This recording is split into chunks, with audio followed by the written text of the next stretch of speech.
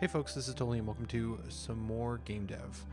Today we're continuing looking at the first few intro cutscenes, some of the stuff to do with combat. Hopefully we get into more of just like natural combat with like no tutorialization relatively soon, but we got a couple more cutscenes we got to get through first. So when we ended the last stream, we were just getting to this room, which has the trapped adventurer on the other side of the river here.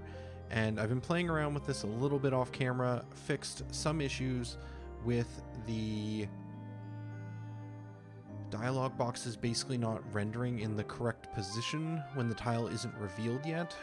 Did a little bit of tracking that down. And what I found after a little bit of debugging is that by default, most of the NPC characters don't have a sprite filled in, and the sprite information is used for determining where exactly to place the dialog box. So I've basically defaulted the first frame in the sprite sheet, or the first sprite in the sprite sheet as the default in the sprite renderer. That way, even if it hasn't appeared on screen and is animating, the dialog box will still anchor correctly. Otherwise, this one is mostly okay. I have adjusted a little bit of the timing on the reveal to try and get that to look a little bit better. Just kind of adjusting some of the timing and the delays so that this stuff comes in a little bit more cleanly. I still think it's almost a little too slow now, so we're going to tweak that a little bit. And then I think there's a dialogue pass I need to do. I have some new dialogue I want to put into this scene, and then we get to move on to the sword finally. Where are we? We're looking for the cutscenes, which is I guess below here. Yes, further down. And we're looking for Trapped Adventurer, and we want to play with the timing here. I set this to 0.5. I think I want something closer to 0.2. Probably 0.2 here. And I don't know, probably also 0.2 here. I think this is how long it takes to reveal. This is how much it increments the next set of revealing, and this is the delay in between. We could also take a quick look at how the Omni weapon in the Demon Castle does it, because it has a pretty simple pattern and reveals a whole room. How does it reveal? Not this section. Intro is what we're actually looking for here. Oh, this one does it in the weird broken way. Yeah, I don't like that as an example. I think that there's better ways of doing that. I'm not going to rewrite it. Guards? Did guards do something better?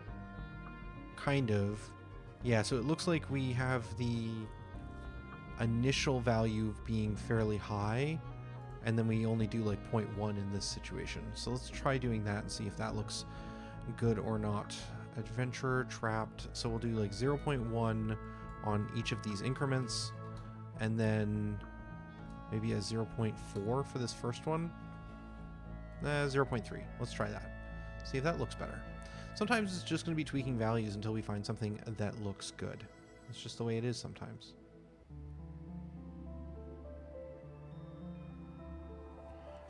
My character is freaking out a little more than I would like. I'm going to try cranking this down a little bit so that I'm not rocking as much. I think, oh god, has it been like that for a while? It probably has. When we were doing the stream with Drixie, I feel like I had to adjust the values a bit so that we weren't triggering each other's PNG models, and I don't think I got that timing quite right on the reset. Okay, so that looked better to me.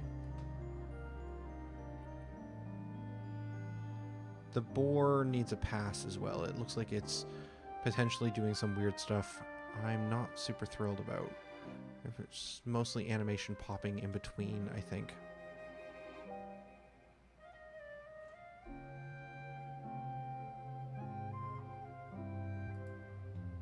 Okay. Let's give this a try.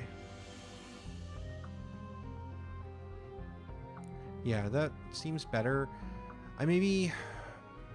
Maybe it is a little too fast. I feel like I want the center adventurer to come up quick, but that feels a little too quick to me. Maybe we do want 0.5 here, but everything else 0.1. See how that's doing. Now, is there anything else beyond the dialogue that I want to do with this cutscene is the other thing I should start thinking about. We have Hero kind of looking across the river. We have the kind of noise indicator. Yeah, that looks pretty good. I'm happy with the way that comes up. We could force the boar to do a parry attack during the dialogue. That could be interesting if we can make that happen. Let's start by doing that dialogue pass. Where's my data? Ah, spoilers. Okay. Not that we're not literally going to put all of this in the game. Probably, hopefully, today. So what do we got here? We've got adventurer saying, help, someone help. Well, I don't know if I love this dialogue, actually. Every time I look at it, I like it less and less. Okay, adventurer. Then we have a goddess. So this is going to be an interesting one because we're going to have 3 dialogue boxes potentially. I don't know if we want them all open at the same time. Then we have hero. There's a lot more dialogue. Definitely room for a break in the action if we can get...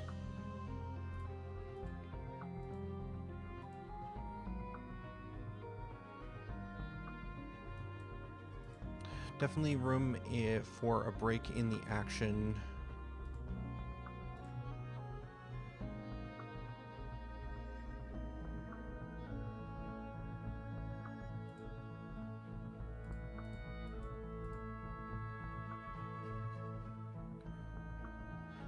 Sorry, thoughts. I think there's definitely room for us to have the boar attack the adventurer in between here to kind of break up some of this continuous dialogue. But I do think I want to have this information be conveyed, and I also kind of want the back and forth between hero and the goddess while the adventurer is chatting with them. I think it's going to be interesting seeing 3 dialogue boxes kind of moving at the same time. This is going to be top center. This is going to be bottom center. This is going to be top left, that's right. Bottom, bottom, top. Nope, this one is top. Okay, cool. So that looks good. So now I think the only other thing we need to do is figure out the close states. So we can have the adventurer say, help, someone help, and that can stay open. Hero can respond with someone's in danger.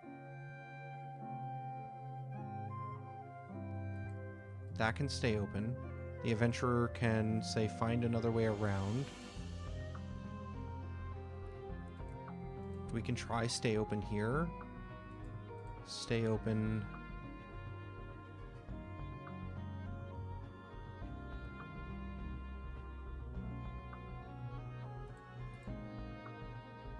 Let's just see what happens if we don't close any of them, how that feels. And then we need to actually update this to have all of those dialogue boxes. So we have the initial help, someone help. The tiles reveal. Hero says someone's in danger. How can I help? I don't like that line. I think that one is the one that I'm least happy with. Yeah, clearly someone's in danger. But I feel like I don't want to just go directly into how I can help. So I think it's just like...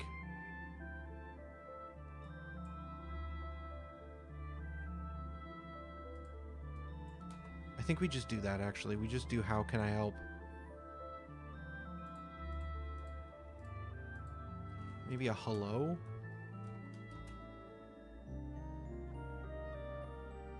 No, this whole line feels wrong.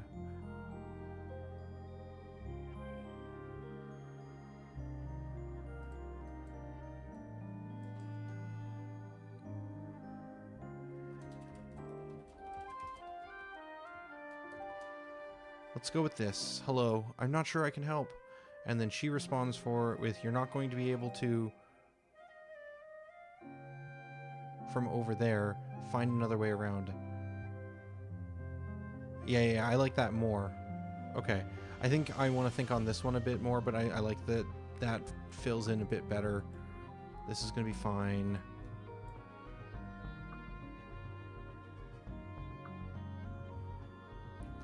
This part, I think, is going to be interesting if I can get it to work. So we're going to break this up into a couple of dialogue pieces. So we're going to do dialogue advance. Let's see, hello. You're not going to be able to find help from over there. Let's see, goddess comes in with, you're not going to be able to help her. You're going to need to find a bridge. I think this is where we have hero navigate. Because I want the player to get a general idea of where they're supposed to go. So we're going to have hero navigate to, say, 1612 should be far enough.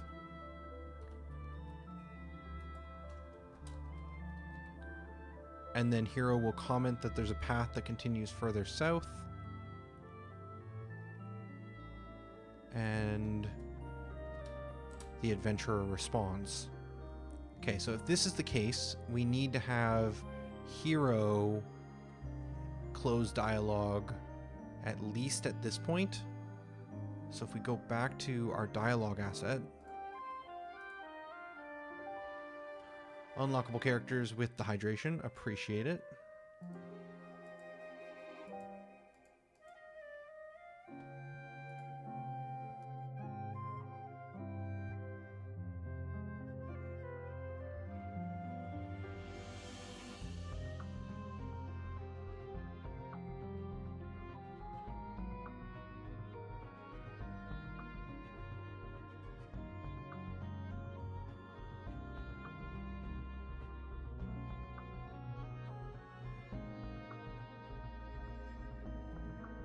Okay, forgot the water in the other room, so good call. Where do we have this close?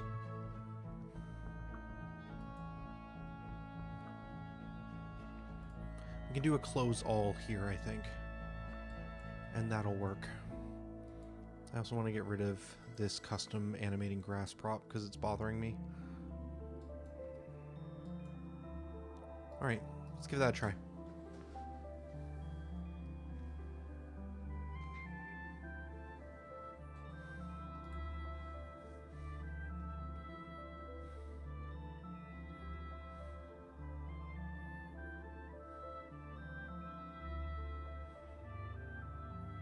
Okay, good first step. We need to make sure this one closes so that it's not moving. So this one will need to be a closed self. Then hero can say hello. This switches to a medium anyways, so that's okay.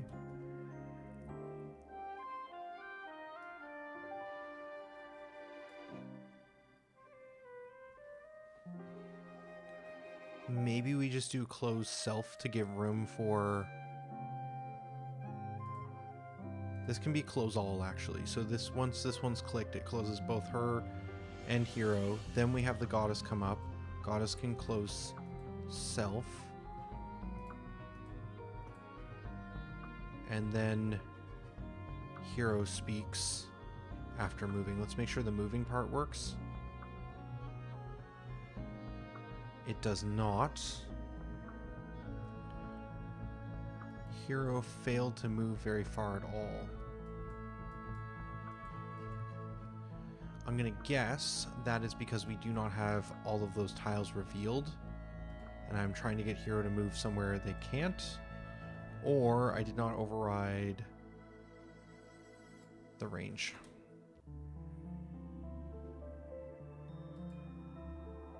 Yeah, that should be fine. Okay, let's give that a try with the dialogues opening and closing at a different cadence.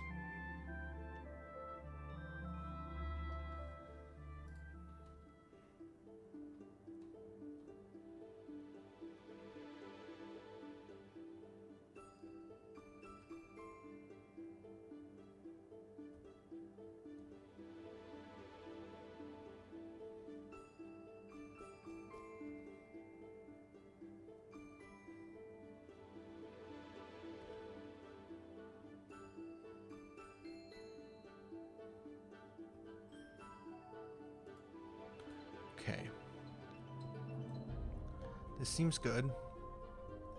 Couple of small things. I think I want Hero to move to 1613, just a little further over. You know, it could even just be all the way to 1713.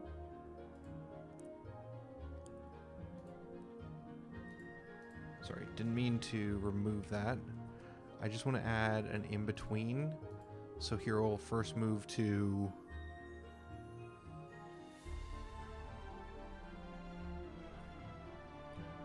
Could make Hero move to 1413. Like following along the edge of the river almost. And then once there's nothing here, turns and then finds another path. I think I like that narrative in my head. And I want to have Hero turn back to face the adventurer. So that'll be something like west. Just to face back towards the river at the very least from this location. And then from here, I think we might want a top aligned dialogue box at this point. So we can try doing top center and see if that works. How long is this line? Long enough to require medium. Okay.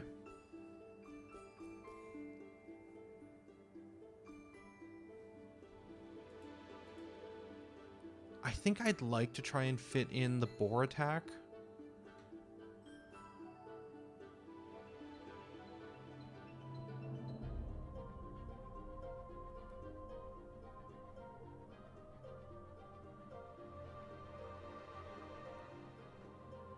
That failed.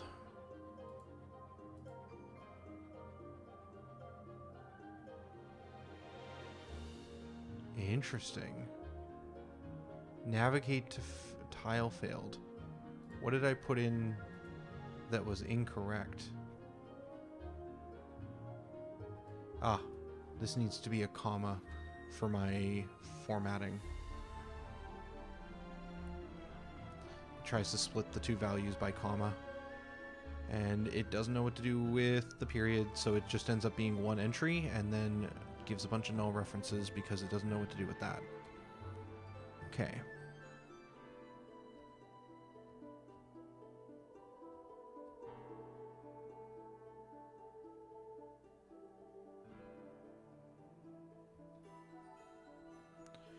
Do I want to force Hero off the map here?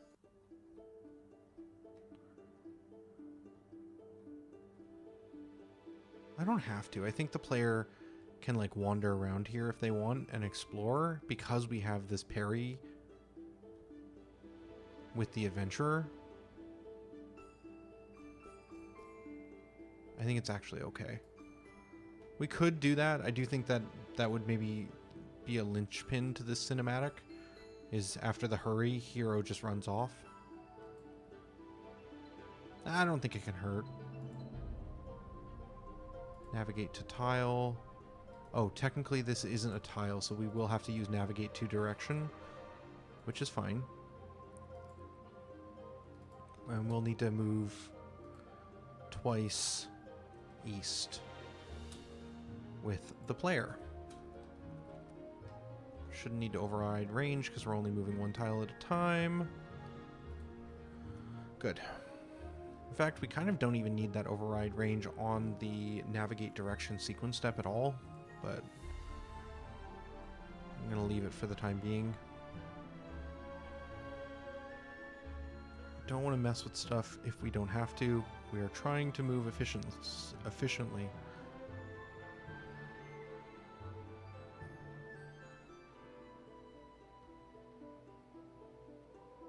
Okay, these are overlapping, so that's not going to work. I feel like bottom center was clipping into the black bar a bit too much. So we either have to close the other adventurer. I'm going to double check this one, see if it is a problem. Oh, no, sorry. Top center with this one, bottom center with this one. And then I also feel like when Hero turns around, it's a bit too quick. So I really think it might just be a small delay before the turnaround of even just like 0.4 of a second, just to give a bit of a pause before hero turns, like hero's processing that there's a path leading elsewhere.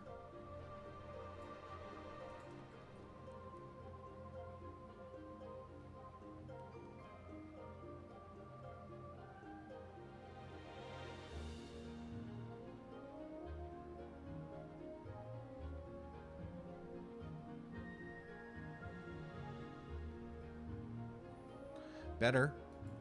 What would be even more effective, I think, would be if we broke up the navigation.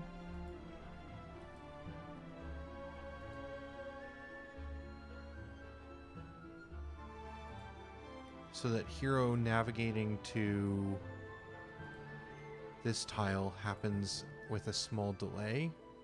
So if we remove this one from here,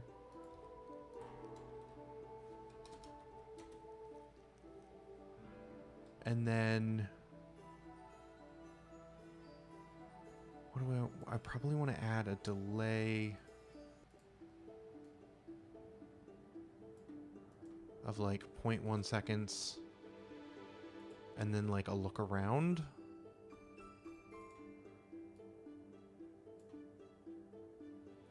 You know, this might be a good candidate for a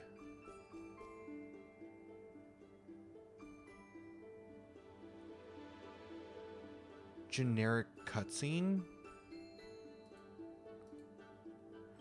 There's item pickup. Where did we have that teleport? This was under the Goddess Realm.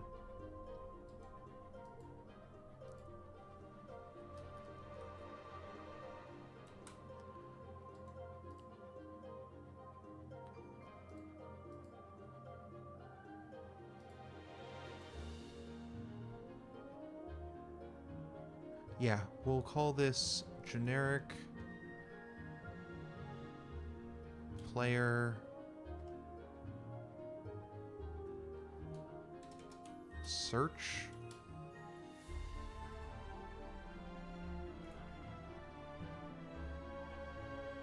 What did I do for this one? What was this one set to? This was set to none and repeatable. Okay. So it has no response type. It is repeatable. Has no dialogue associated with it and no required flags. Create that.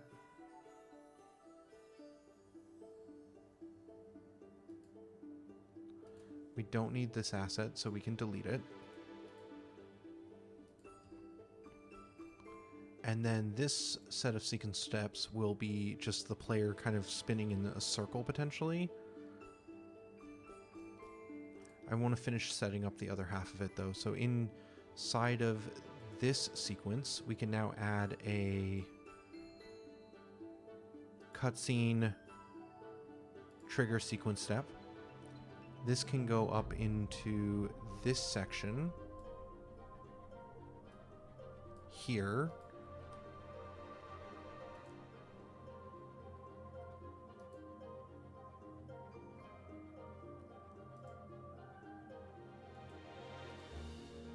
I still want the delay here. Didn't mean to delete that. Then we put generic search in here. We'll make it blocking so the hero won't move forward until this sequence is complete. And then is this just play immediate? Okay, that's probably fair. What would non-play immediate even mean in this context? What would be a trigger cutscene sequence step?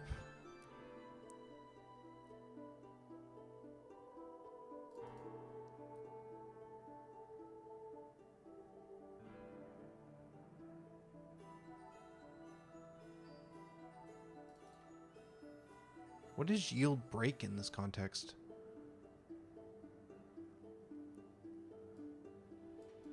I'm not used to this. This must be something I figured out in order to make this particular setup work. But if it's not play immediate, it essentially just queues up the cutscene and doesn't actually like insert it into this sequence. Okay, but if it's play immediate, it will find the cutscene and put it into this list, basically. So we'll do this search, play immediate, and we should already be using the cutscene screen, so I don't think we need to worry about that.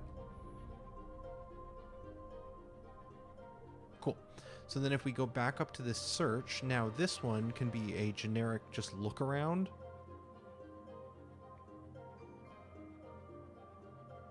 I guess it doesn't really matter which direction we start with. It'll kind of vary as we make this thing reusable. Because what way we want the player to look will be kind of random. In this particular situation, I think I want to have Hero start by looking east. Then add a small delay.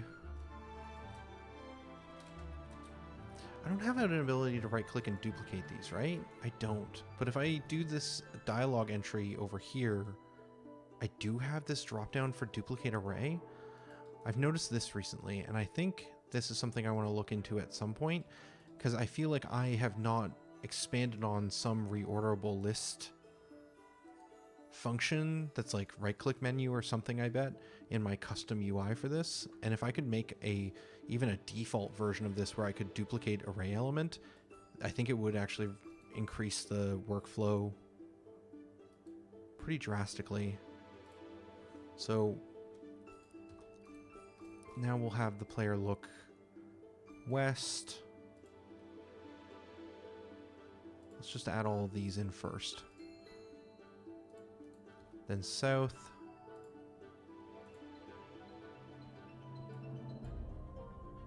Then north.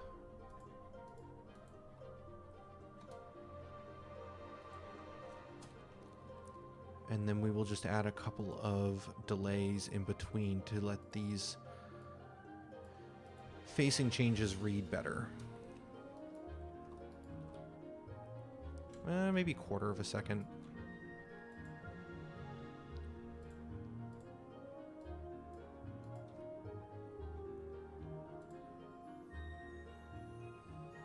I think I might want to have a 1/4 of a second at the end. And I'm not sure, but potentially we might want to start with a 1/4 of a second as well. Okay, so that's search, quote unquote. If we've set this up correctly, it should now be that Hero walks to 1413 tile and kind of does a little spin in a circle before heading south. Or east, I think, technically. The isometric diamond shape makes it tricky to remember.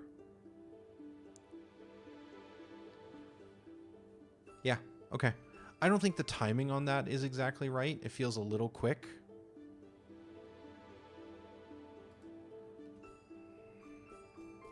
Maybe this could even just be a slight variation between some of these.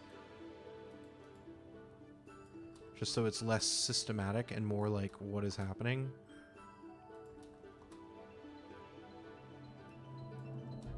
Yeah, just some variability. I think we'll make this look less robotic and a little bit more natural. I could see even having a couple of these different search ones that I might want to use in different situations with different timing.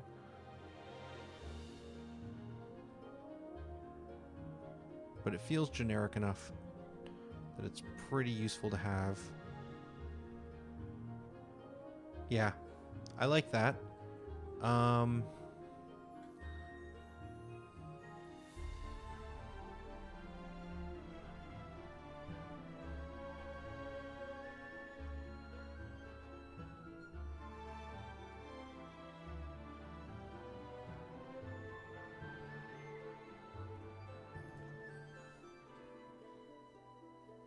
Okay, let's say that's good.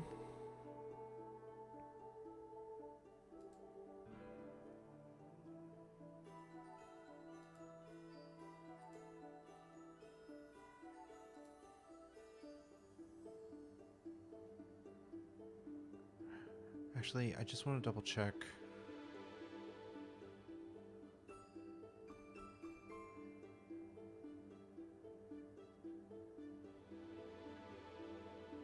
I think I want to end with the player facing east.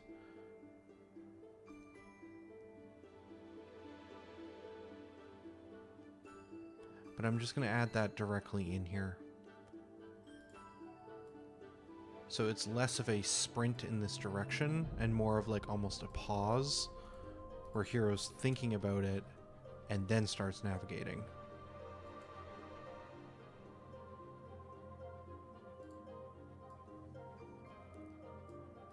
Just a small delay.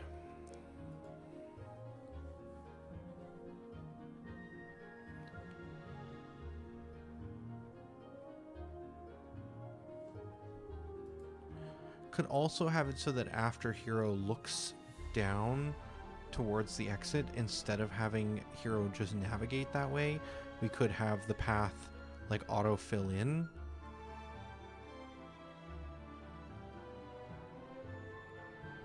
No, that looks better.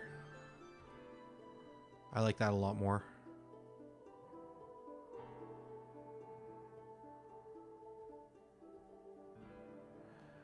And then I think on entering into this, I kind of want to continue that cutscene almost. Yeah, we have sword pickup here. What if we change sword pickup to be an intro?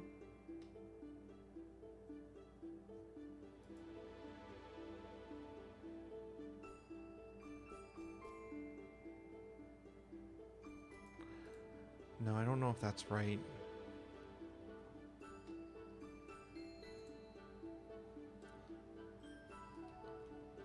The question is, will I let the player skip picking up this sword? I don't think I should. I think that's just a bad player experience. There's this question of like player freedom versus like good game design, and I feel like it's a tension, but right now we are still in the tutorial stage, so I kind of can't give the player too much freedom because I need the player to get set up into a good state where they can start having fun and exploring on their own.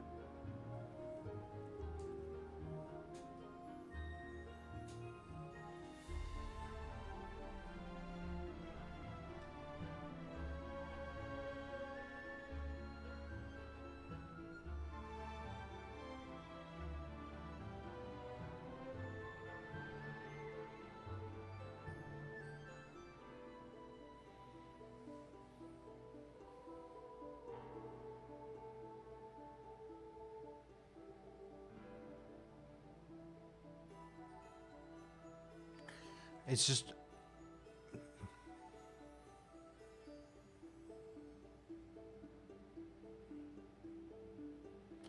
I think I want to allow the player to have the interaction of the sword themselves, so that the player picks up the weapon of their own design. But I think I want to force the player to do that. And the way I'm going to set that up, I think, is if you haven't completed this cutscene of picking up the sword, I'm going to add a cutscene to the edge of the map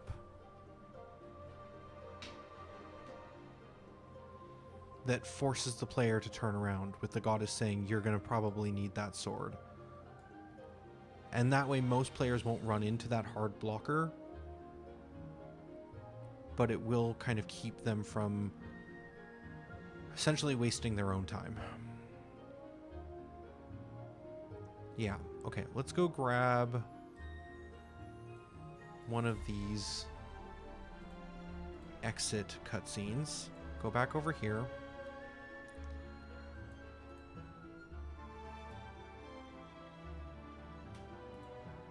Oh, there was already one here. I'll just turn this one on. Drag that over to this location.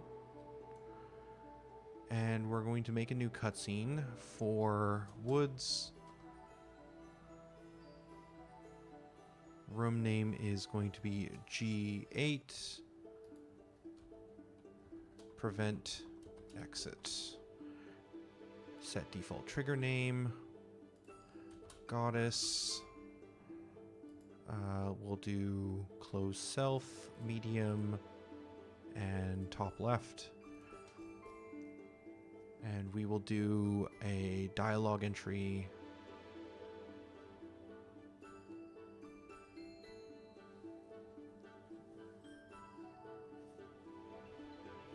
Unlockable characters with the question of not just a bush or something you've got to cut, like the log with the axe. We could go that route as well. But the main thing is I don't really have any plans of adding those objects.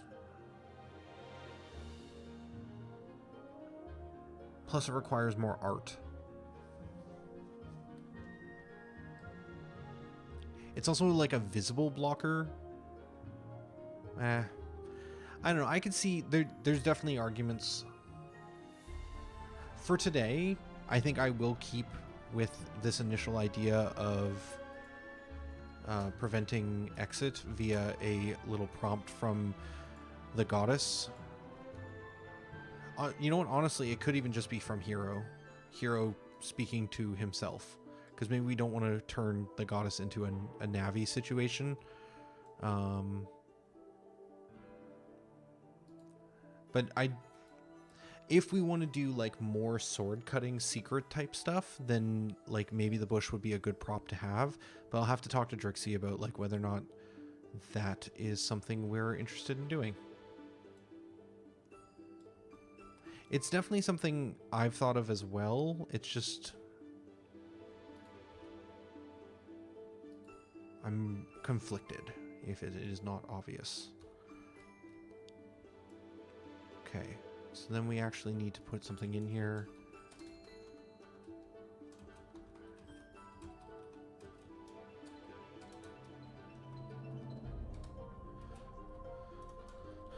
Actually, that sword might come in handy. Might be a better way of phrasing it. Sure.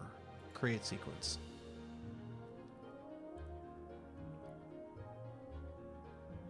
Oh, shoot. They do need to be... This needs to be a movement type, I believe, is how we do the other exit. What was this one? End of turn. Sure, that makes sense. End of turn, and then I will need to reparse the cutscenes.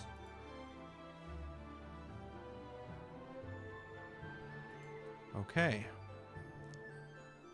And then I just need to also add a quick navigate in direction, and we just need to navigate south away from the exit. Cool.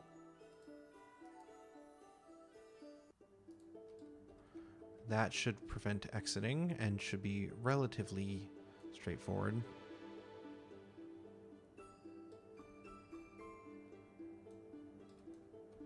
Yeah, there's some definite valid reasons for it. Unlockable characters, I agree.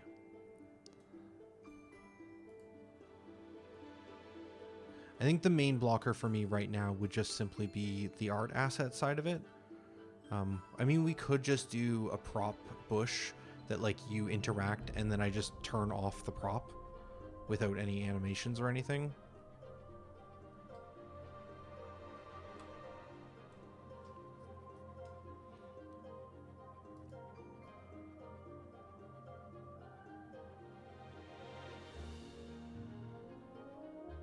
I do kind of want to still have an entrance conversation here.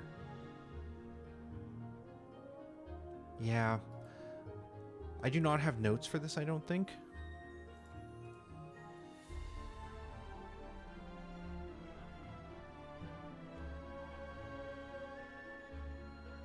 I do have some change up to the dialogue here. Yes. I want to remove this one. Well, I guess I'll just swap it.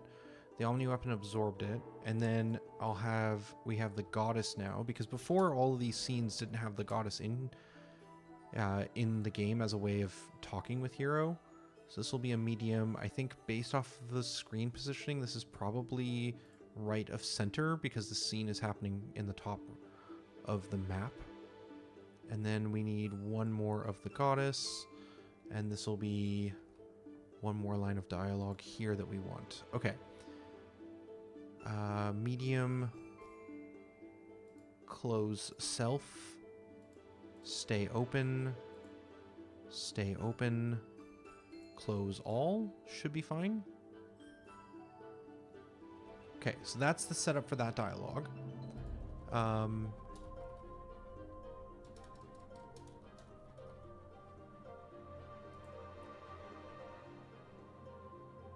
I feel like intro is used too many times. We have a lot of intros. I should come up with a more descriptor name for this cutscene so it is less...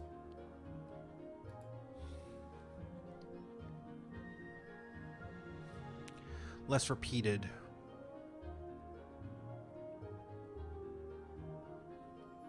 Because we have a couple of different intro cutscenes now. I guess I could just add the room name to the front of it.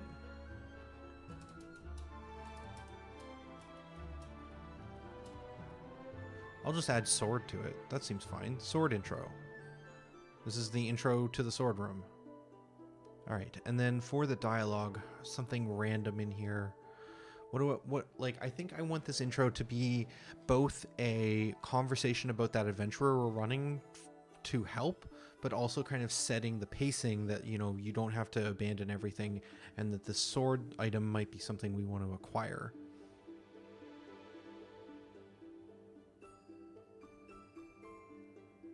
I think we want to have Hero... Like, what is this dialogue? It's fine. I'm not going to figure it out on camera. We're going to have Hero just say placeholder 1, and this will be, I believe, bottom center. Yeah, I think that's going to be okay. And then we'll have Goddess have a line. This will still be center right. Right of center. Placeholder 2.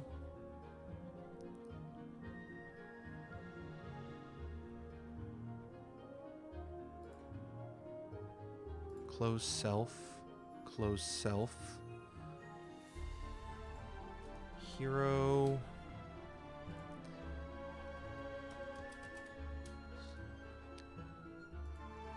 Yeah, adventurer. Comment. Reassuring line. Spot sword.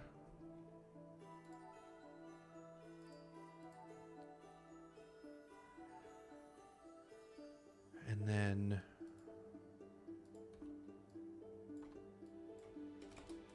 suggest acquire.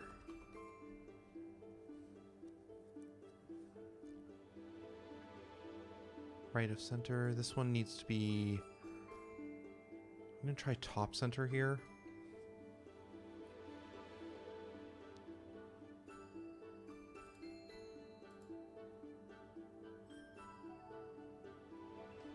Yeah. I'm going to have to think about the implications of how this section kind of ties into the dialogue I had already written, but I like this. We're going to hit create on that. Oh shoot, and I'm going to have to reparse. Remember to reparse, but we're going to change this to intro, and we need to change it to the name of the scene so that it'll happen as soon as Hero loads in. IT Woods Room G8. And then remember to parse. Nailed it. Okay. This is all looking fine. So when we first enter this room, we will play this... Oh, I modified the wrong one. Okay. Okay, this is fine. Fix that. Go back to this one. Intro. And remember to parse. Okay, cool.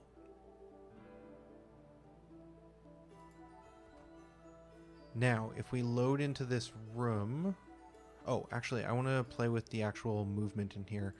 So I want to do a cutscene, navigate in direction. Again, I really like this idea of the player walking and talking. I don't know why, but it seems neat to me.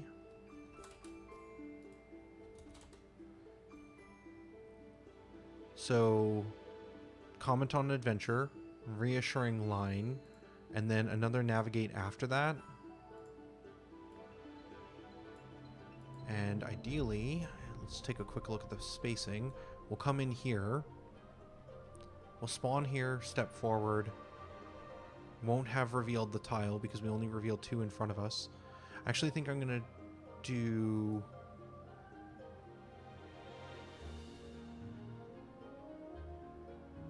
north.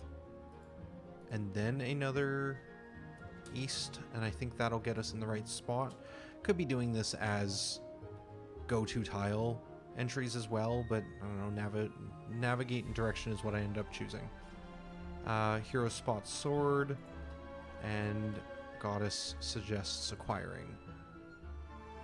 And then we will close this cutscene. Yeah, that's fine. We'll see if that works. Just a little something to kind of tie the previous with this one.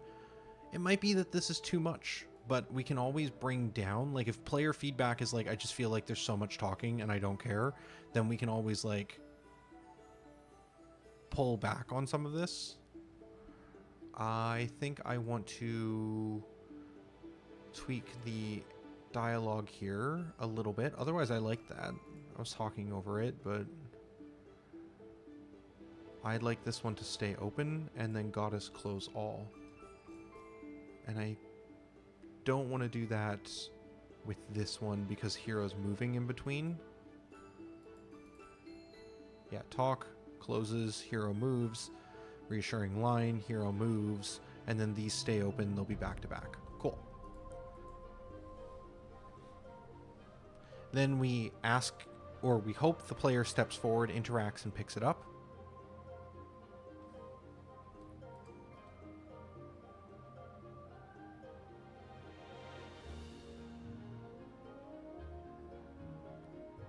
If the player ignores it and steps forward, we just want to make sure that that line for prevent exit is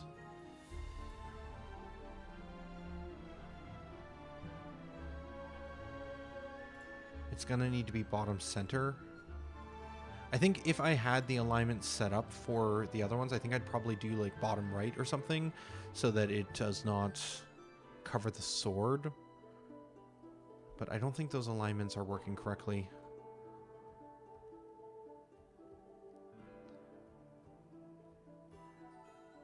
And we did make this one repeatable. Yeah, if that could be bottom left so that we don't have to cover the sword during this dialogue, that would be great. I'm going to try tweaking it. Because if I do fix the alignments, then it would just, I wouldn't have to come update this later. It would just auto get fixed. So we're going to just assume at some point I'm going to fix the alignments of the dialogues.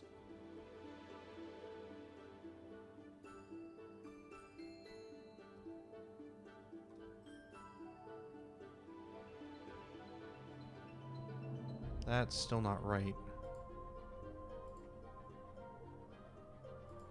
I can modify these in real time? Excuse me? I did not know my system was set up to do that.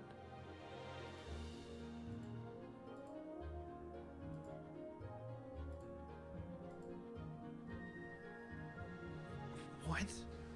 I guess it makes sense because it's checking this asset to see what the alignment is, and it is updating continuously. All the time it's aligning to the player, So if I modify this value, the next time it updates in the following frame, it's just going to shift it. So it looks like top left might be the only one that's actually set up correctly, and that's probably because I set it up for the goddess over the clock. But every other single one of these looks like it is not actually doing what it should be. And then right of center is kind of working with the arrow placement, but nothing else. So how is top left working? Because this is close.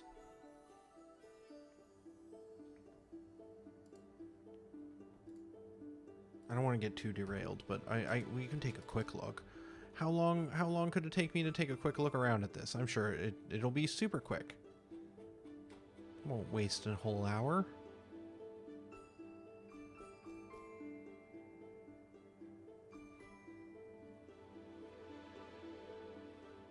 Is that it? Is that the only difference to make these things work? Is I just need to set a better pivot? Seriously?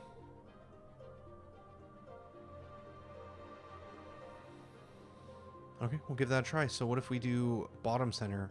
Nope, that's not, I wanted to copy this.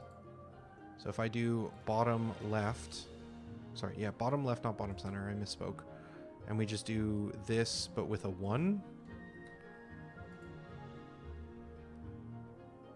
What? Oh, I need to have a return. Otherwise it complains about the fall through. And then in theory, while we're here, might as well try it.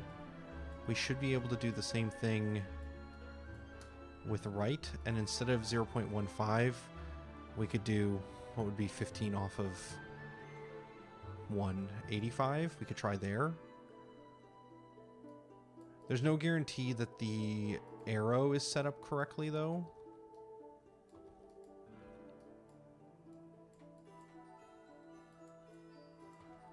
The arrow alignment. And this becomes 0. And then left and right of center are just not working at all, it looks like.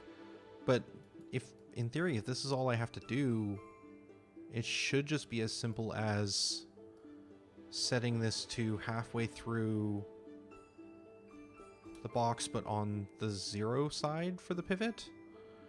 And then for the right, it would be the opposite, halfway through the Y, but on the Y side of the pivot. Or on the far right. Anyways, point is I think that would be all I have to do to set this up correctly. I think some of this needs adjusting.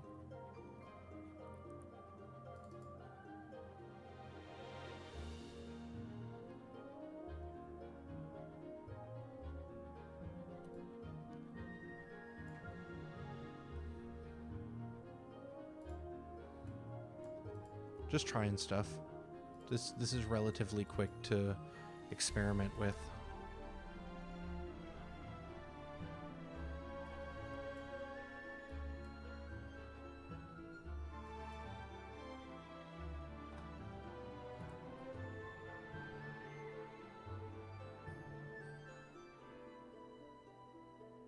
Yeah, let's give that a shot. See if those work.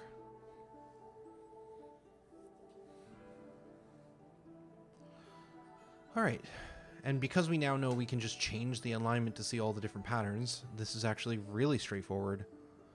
This is actually super helpful in terms of like getting an idea of where we want these dialog boxes placed, because we can just set them up now and just like play with the positions. Like even here, we can just come in and if we click on the right one, just do top left, top right.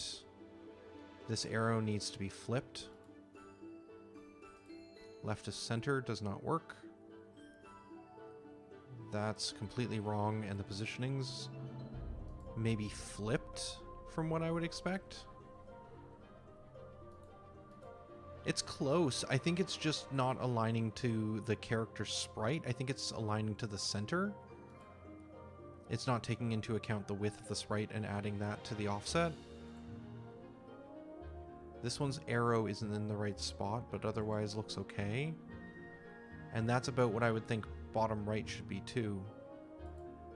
I mean, I think bottom left and bottom right could probably be different depending on how you think about them, but the arrow isn't moving correctly, but in terms of the actual where I would expect the box to be in alignment to the actual character, I don't hate that.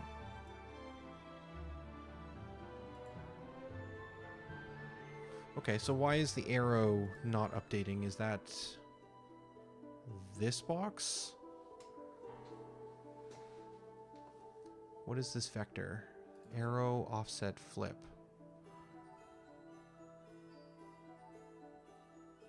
No, this is about offsetting the box by the width of the arrow so that we make sure that there's enough space between the character and the box, however big that arrow might be. This is all for updating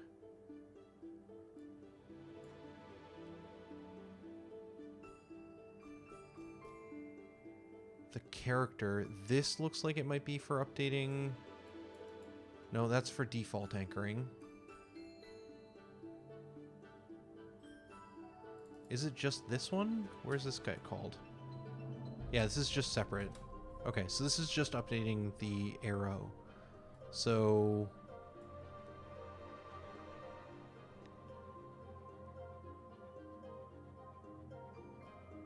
bottom left is missing entries, but top isn't. Okay, so that's probably why it's kind of working for top left.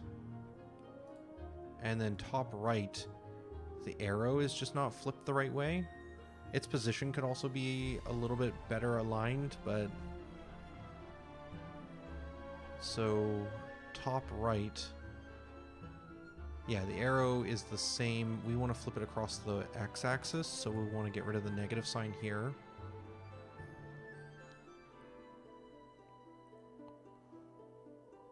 For bottom left, we'll probably want the arrow pointed in the same way, so we don't want to mess with the...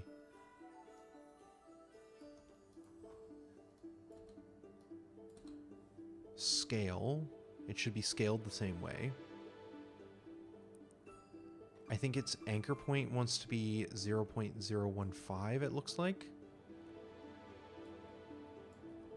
And it's anchored to the bottom of the box.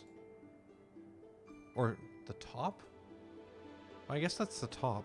Unity's y-axis sometimes confuses me still after like 15 years. So it'll move over to the left here, otherwise everything else remains the same.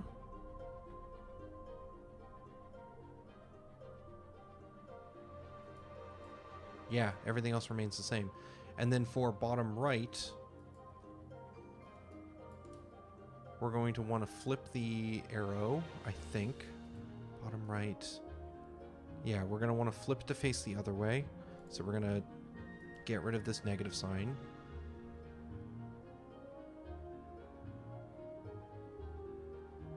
Just going to reorder these a little bit to match the top. And then this wants to be 8.5 for its positioning. And I think everything else should be okay. We have not fixed center, right center, or left center, but that might be a little bit more work because we're going to have to add the width of the sprite and stuff, and we're going to have to figure out that math. It's going to be annoying, I think.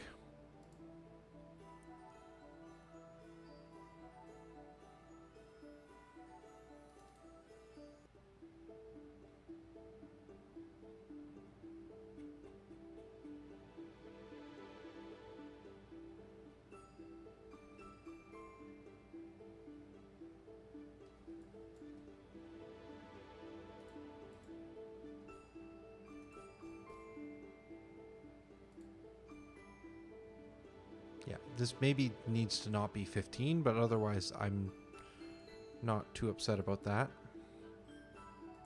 That seems fine. Top left, again, maybe not 15, but... yeah, okay.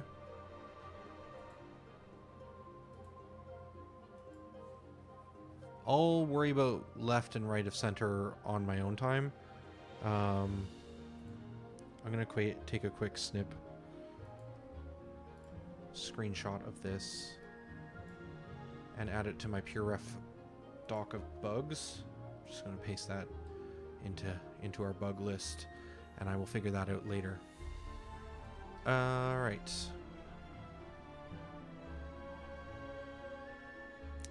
Did we break the goddess, it seems?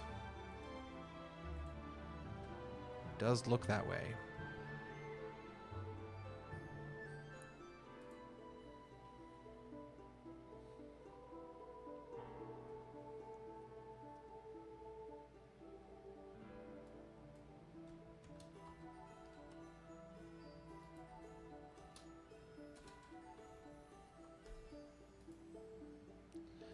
I'm going to guess that we set all of the custom spotting, all the custom positioning for that dialog box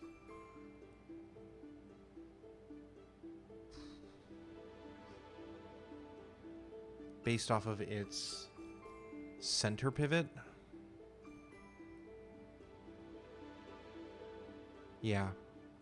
So if we change the pivot point for what right of center looks like, we'll have to readjust all the positioning as well. Okay. This can be, we can get there on that. Out of curiosity though, I do want to check, does this fix the bug with the dialog box scaling from the center? Because we were seeing that when the dialog box was right of center of the clock for the goddess, it would scale up and down from the middle. I'm hopeful that if we change the pivot point to be on the left, even if it's not positioned in the right spot, do we see it slide in and out? Kind of. It's scaling off of this side. That implies that I do have the pivots flipped. Where'd it go?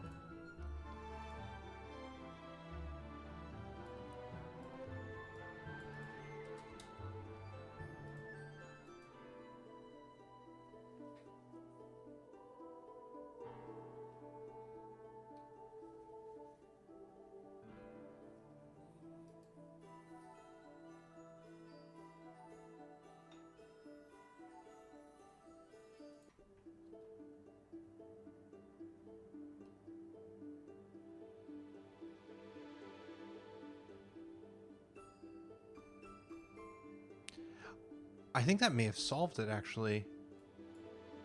Was that the problem all along with... Like, obviously some of the positioning isn't right, but on Hero, it looked like it actually did fix it. Yeah, that's left to center, and that's right of center. Okay, cool. Actually, kind of huge. So I think that is it. That's all we have to do is just set the pivots correctly, and left and right of center for Hero works, but breaks for the goddess. So annoying. Annoying-ish. We can fix this really quick, actually, because we can just go look at the dialog box, and we can modify the hard-coded positions around the clock. This is going to be side. That's not the one. This one, medium. We now want that to be approximately -140. If I was to go back, what did I say, -140? If I add -130 to this and -130 to this, does it work out to be the same for all of them? I should be able to test this also by just changing the size of the box. Does this auto update? No, that the anchor auto updates, but the size of the box does not. Okay. I'm going to take a guess that our values need to be -200, -140, and 184. That last one sounds weird.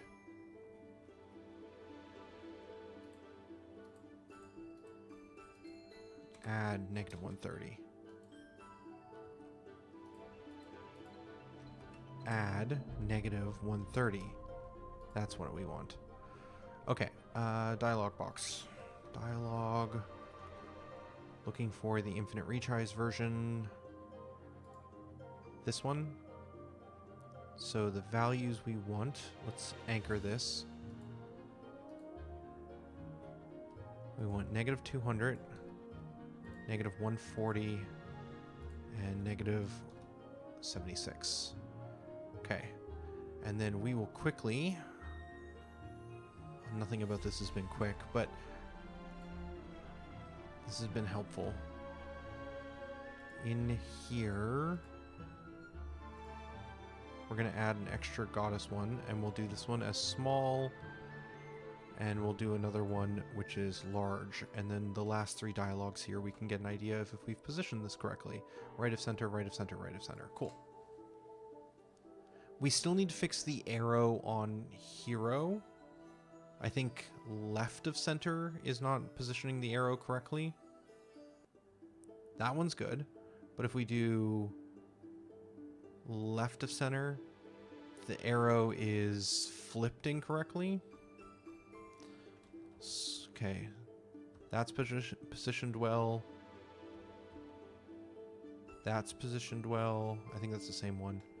Oh, we did not add extra dialogue options, so the ones I added to the end didn't do anything. Cool. I want to try and fix the arrow real quick. We're already so close. So that's going to be inside of the arrow. This is left of center. What did we get wrong? This probably needs to be negative 10. It looks like based off of... Oh, that might not be right, actually. It's definitely flipped incorrectly. Shoot, I don't remember what way it was flipped incorrectly, though. I'm just gonna try stuff.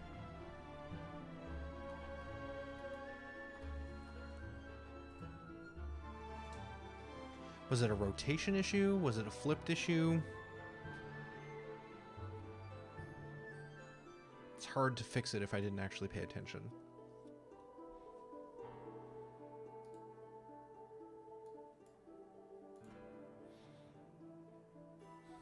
Okay, that's fine. We've still got another 50 minutes. Okay, so that's at least turned the right way. I got the rotation correct. It's just offset incorrectly. I'm going to guess that that is because this needs to be a negative 2 instead of 2 when we flip it around.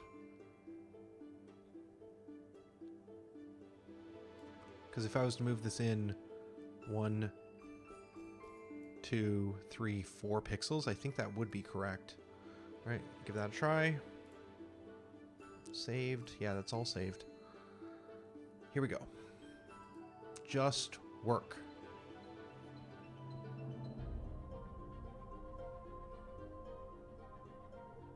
What's cool about this, though, is now I know that if I go through and do a full playthrough of every cutscene, yeah, that worked. I can just, like, reposition the dialogue boxes live, and it just saves automatically, too. So for this one, we want to go back to hero being... We could do right of center.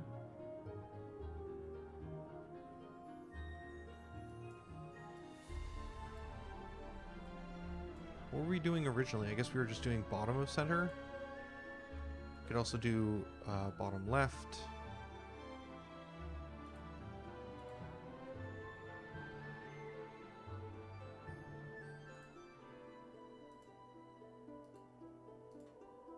I think I like that.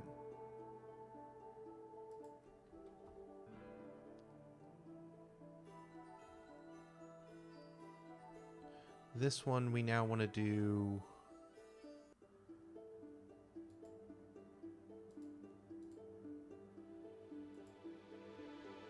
That's overlapping too much still. So probably top center. It's clipping a little bit with the black bar, but not a huge amount. We did not get that one positioned correctly. We got the math wrong on the small one. So what value do you actually want? Oh. Oh, I'm changing the wrong one.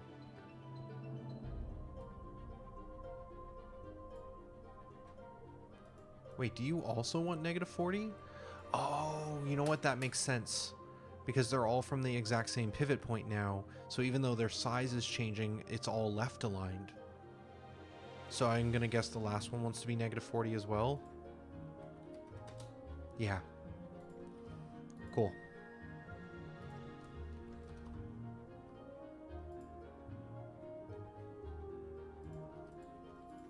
Perfect. Now we can fix that dialogue that we were messing with as a placeholder.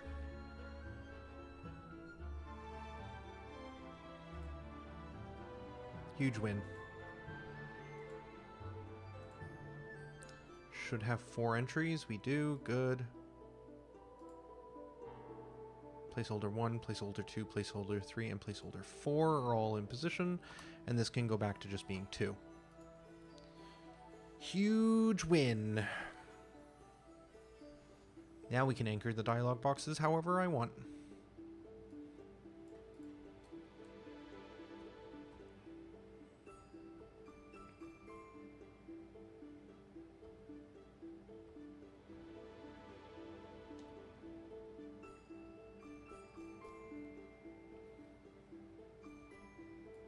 Now, how do I want this one?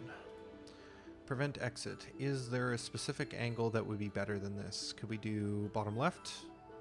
Not quite angled far enough. Could we do left of center? We can. Can we do right of center? We cannot. I think I like left of center here because it's still in view, and as you finish reading this line, you see that. I could see a world in which... Yeah, I kind of like small dialogue here. And this one is repeatable. No matter what, the player will get pushed back into the room. And even if you go down one tile, it still doesn't cover the sword. Sweet. Okay, now here...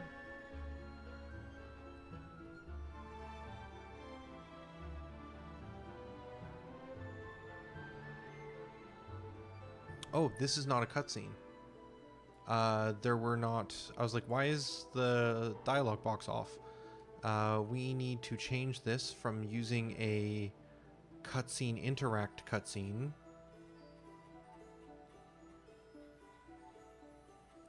to whatever the Omni weapon was using.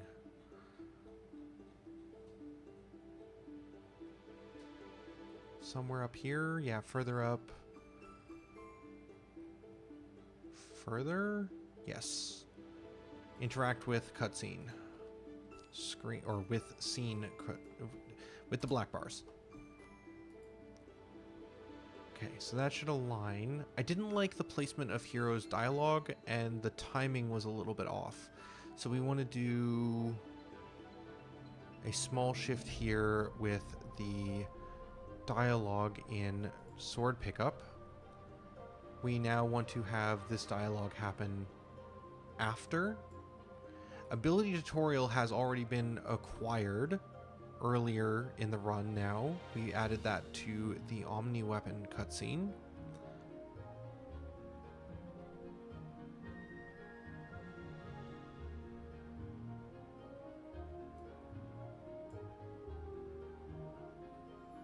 Perfect.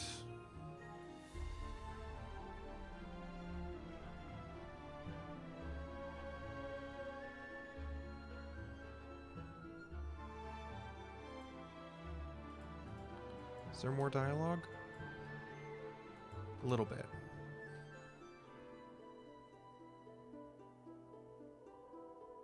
I think I want this all after the turn off and everything. Yeah. That makes more sense.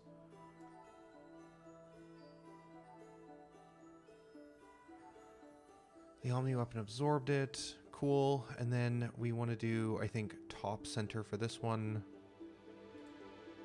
Top center for this one. Right of center and right of center. Stay open, close all. Stay open. Perfect. I think that'll work great. Let's give that a shot. It's getting quicker. I still feel like I keep finding little things like this dialogue box alignment / anchoring / arrow placement / rotation. I keep finding little things that I have to work on that are like, oh, there's a part of the cutscene system that's still kind of broken. But each time we fix one of these problems, it feels like the cutscene system gets generically better and easier to use.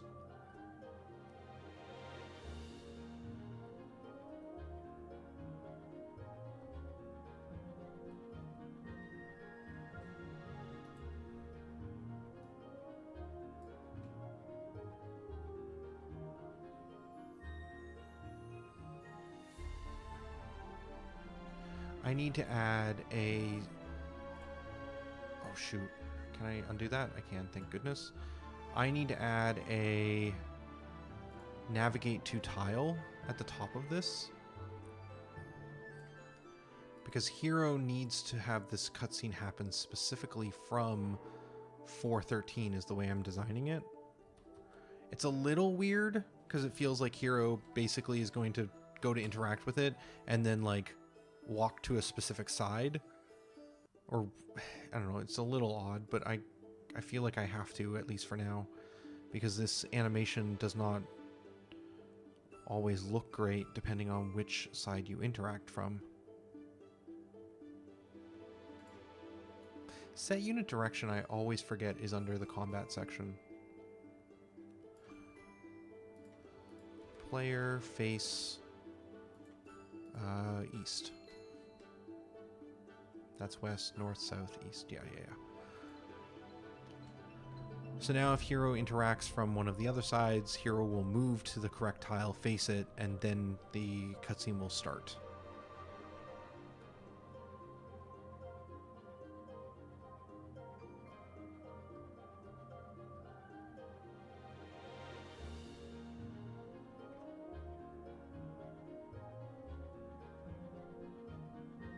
Really? That didn't work? This grid placement's correct. Navigate to tile 413. That should be this one. Player, infinite range for our purposes. This is a blocking. Is it because it can't figure out how to navigate around it?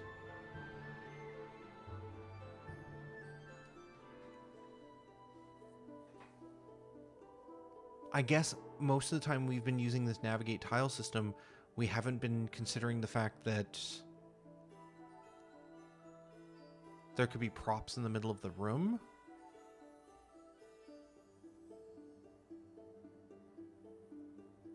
Yeah, I think it's trying to walk through it. And our pathing system isn't smart enough to figure that out?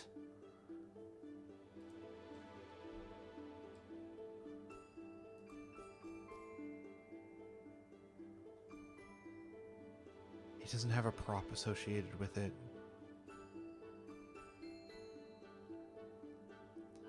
Yeah, I see the issue. I put all of the props here onto the actual interact tile, which is nice because then we can move it around however we want. But that means that 513, although it is wall type, it does not actually do anything with that wall type unless it actually has a prop, because otherwise every single one of our prop tile input gizmos would cause the floor to be unwalkable. So this needs at least one prop on it in order for it to actually be unwalkable.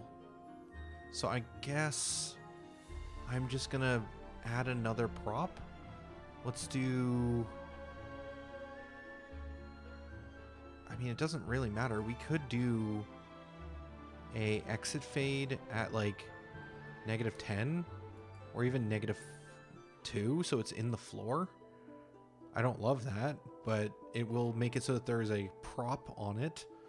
The better way would be to add another little bit of pebbles or something, but I kind of like the way this looks and I don't really want to mess with it by adding an extra bit of muddiness with some prop that I didn't intend to have.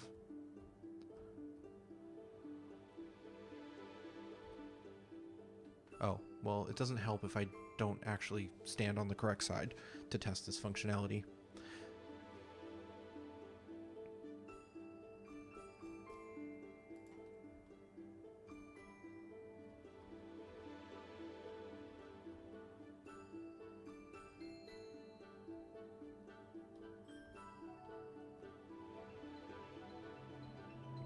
Nope, still not smart enough to figure out how to walk to the other side.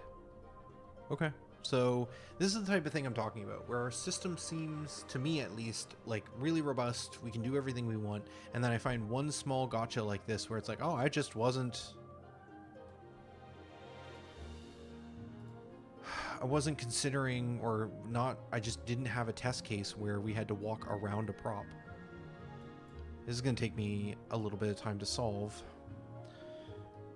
And I'm going to put it on the back burner as a bug I would like to fix, but we're not doing it right now. I'm going to get a quick screenshot of it.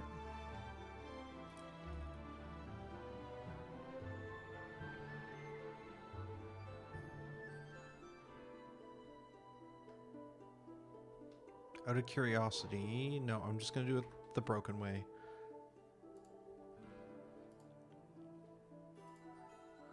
And I'm just going to take a quick screenshot of that, throw it in our bug list, and we're going to move on.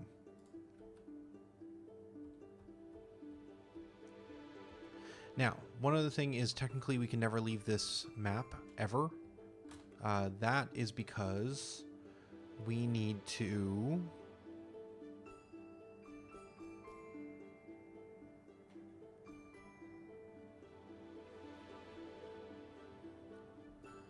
update the prevent exit here. We need to give this a required flag that sword pickup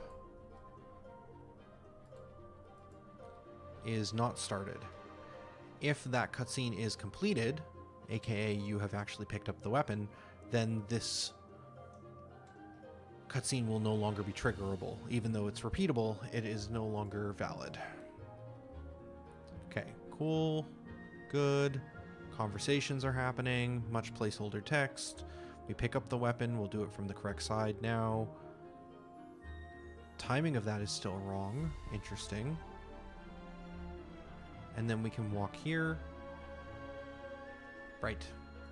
We need to actually run the parser, because anything we modify here in the metadata for our cutscene does not actually put into our JSON file that we actually use unless we run our parser command. Okay. I do want to also look at the fact that the pickup is still showing the dialogue somewhat incorrectly. This should be waiting for the absorb animation to be complete before showing this dialogue. But it looked like Hero started saying this line before this was finished. Let's take a quick look at the Omni Weapon animation. Omni Weapon... We are looking for Anim 1. It does have an animation complete tag.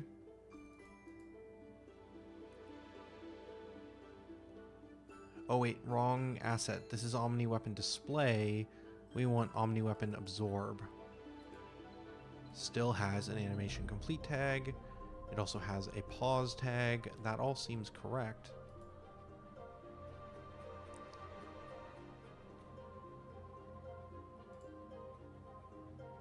Capital pause, Omni Weapon Absorb, Omni Weapon Entity, Animation Complete. That is spelled correctly. If we check here, Omni Weapon should be the animating prop. It is. It has that entity ID. So that all looks correct. Let's slow down time and see in a...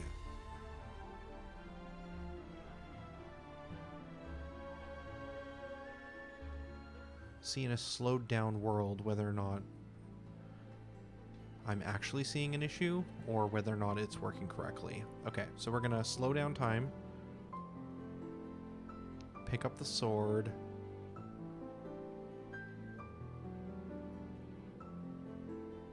an old rusty sword, closes. No, it is definitely advancing that dialogue before anything else.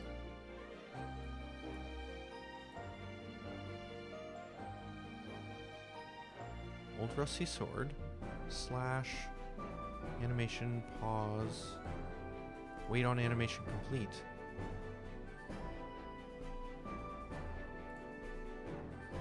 This shouldn't have to be blocking. This step should be preventing us from hitting this one.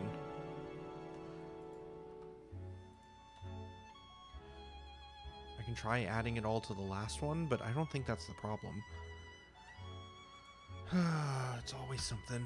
Wait on animation complete.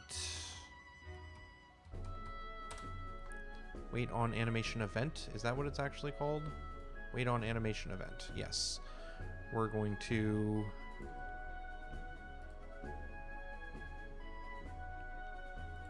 add some breakpoints.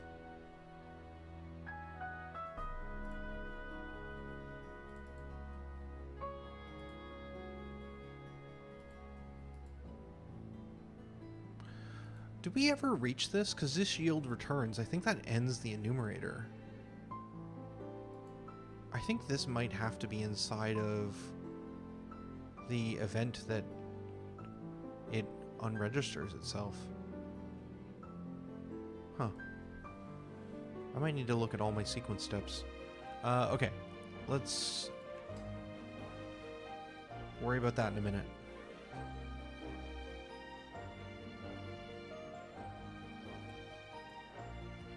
Advance.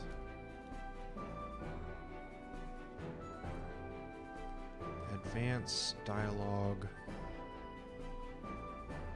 Sequence step.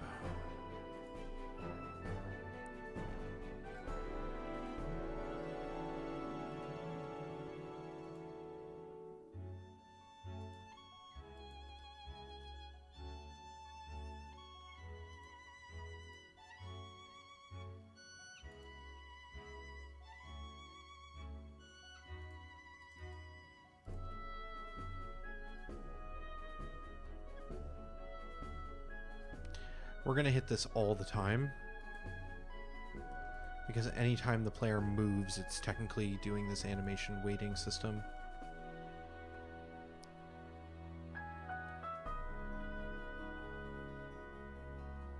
Oh, I guess it's not every time.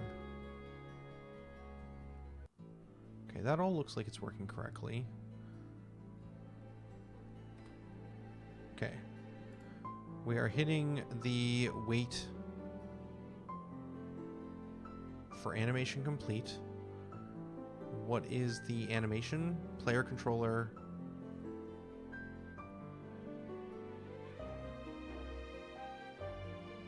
Where's this coming from?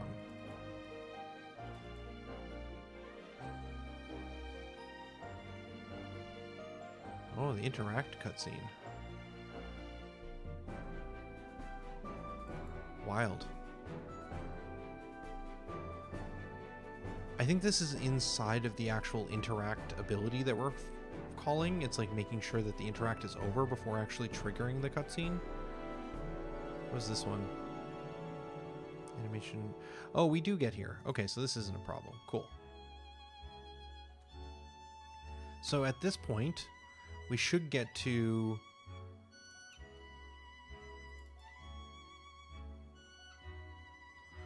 What step are we on? Step 7. Omni Weapon Absorb. Start dialogue. Should have done one entry on the start. And we shouldn't hit anything else until we hit advance. I'm going to put a breakpoint in here just to be extra super safe. But this should be...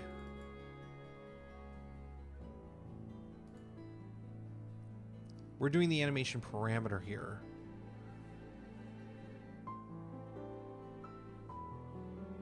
So technically this is an internal wait for animation.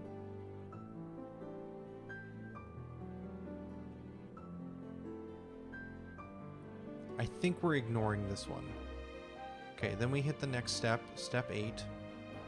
This should be waiting on animation pause. So if we come into here,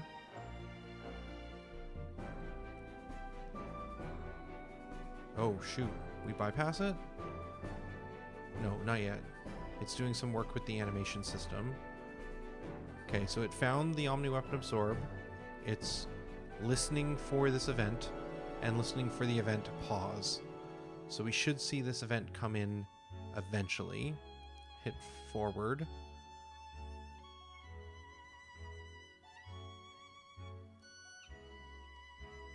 how did we move on to the next step if we never hit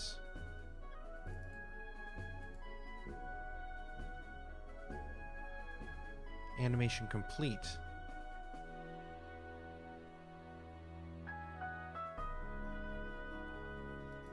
Something's messed up.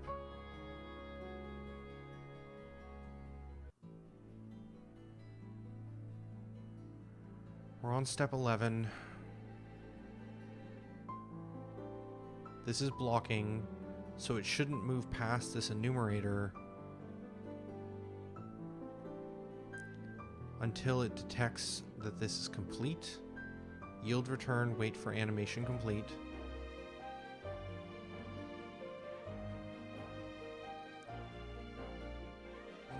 Animation complete is true.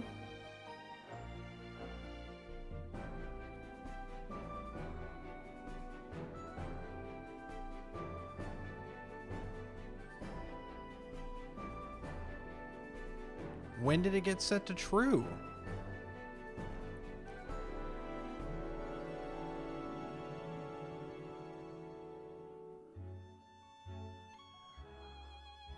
Oh.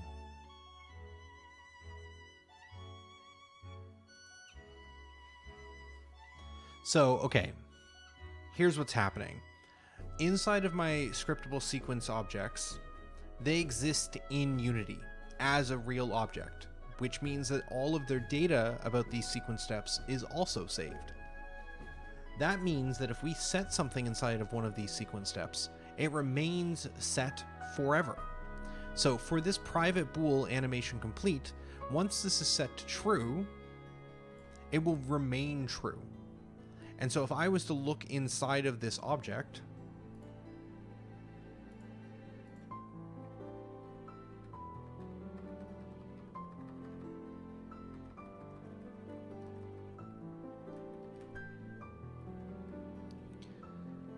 if I was to look inside of this object as like an actual like internal text file, one second, let me get this open in VS Code. Just make sure I'm not showing anything weird.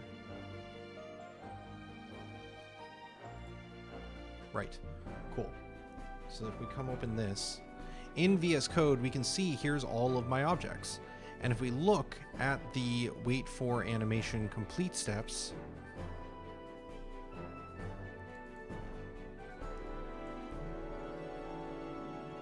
somewhere in here we should see is complete. Or was it animation complete?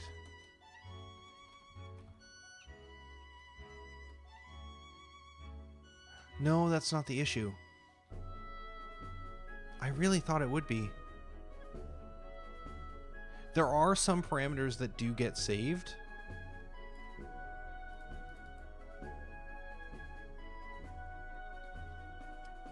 Like its metadata. And I do run into this problem sometimes where it does hold data in between. But I guess because this is a private variable that is not serialized, it is not being saved. Sorry. So, okay, I'm wrong. It is not the problem. So we should double check though. We should run through this again, and we should double check that animation complete is false before we go into this function. I see the hydrate unlockable characters. I appreciate it. All right.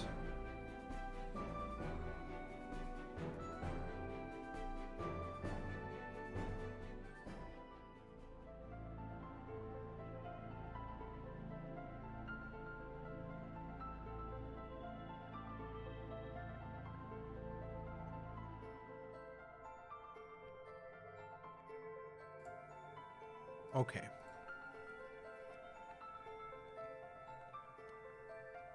We're definitely getting rid of this breakpoint. We do not need this here continuously. And we can get rid of that one for now.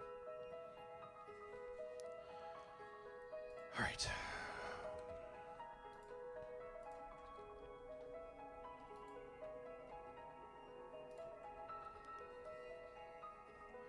Okay, this is all fine. The fact that it's getting past the wait animation is broken in some way, though. It has to be.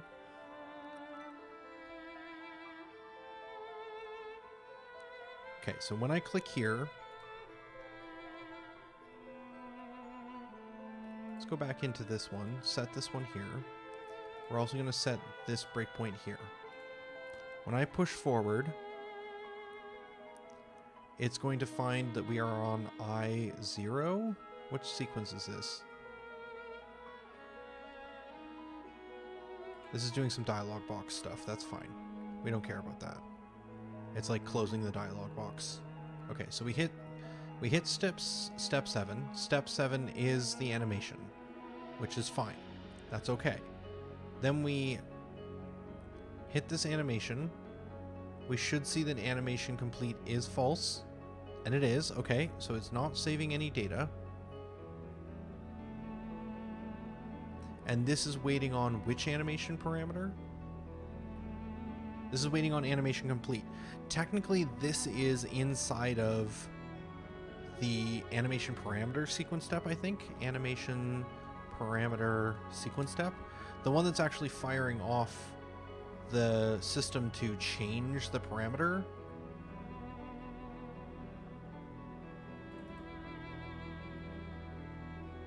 It is listening for animation complete. Is that because this is a trigger? We can't see without stopping debugging.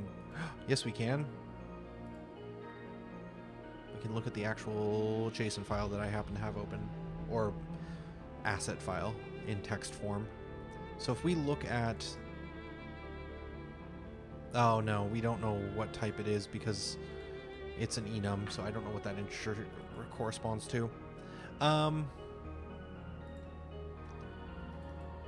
It's not showing me the call stack properly because of generics, but I believe based off the fact that we are inside of the set animation parameter here, because it says we're on step 7.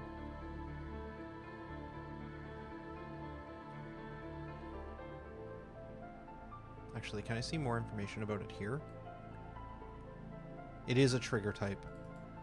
So because it's a trigger type, it's getting in here for the wait for animation complete, but it's not actually waiting for that animation to finish. Oh, and that's because I set it to be non-blocking. And in my sequence system, if something is non-blocking, we start the step as a coroutine. So it basically gets kicked off in its own little bucket. So yeah, it's listening and waiting for the animation to complete, but we're not actually going to pause the system while we wait. So then here, this is step 8. So this is waiting on the Omni weapon to send the pause event. This is blocking true, which means we won't kick it off as a coroutine. We will instead get the enumerator and yield return, which should wait until this animation, or until this invoked enumerator is done before moving on. So it should not move past this step until after it gets out of this while loop, essentially. It should stay here forever.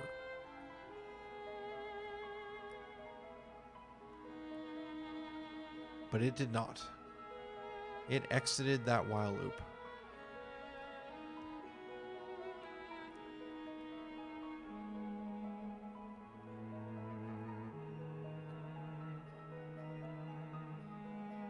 Which one is this? This is the pause. So it thinks it hit the pause event.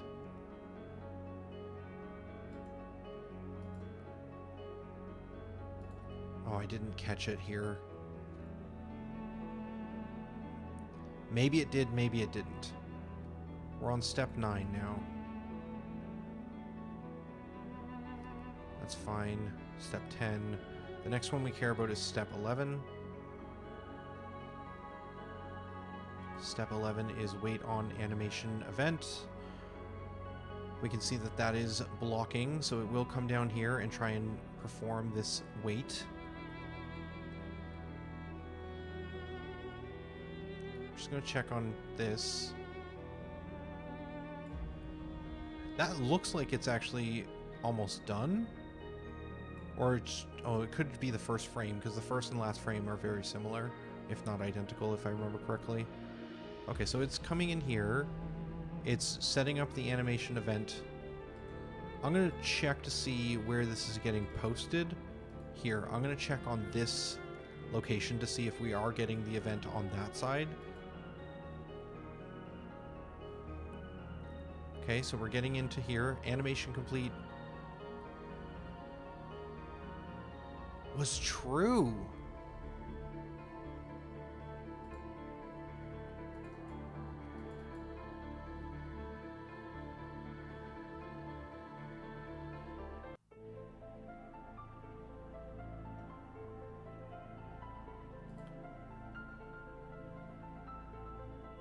How did it preemptively get set to true?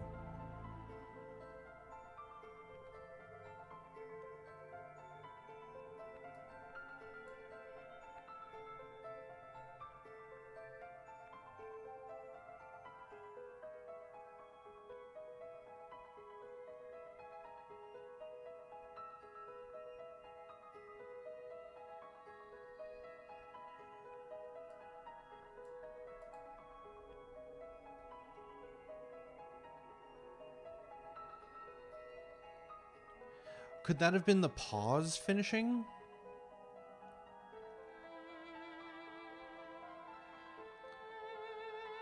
It's so hard to tell. Because it's both doing the normal wait on animation inside of the real one and a sequence step that I've added, so it's hard to tell which one's happening. And I have a fear that they're like overlapping in some way. So yeah, at this point, it thinks we successfully finished the animation.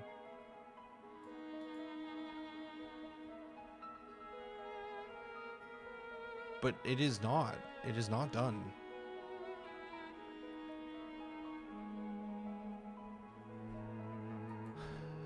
Like, what is happening?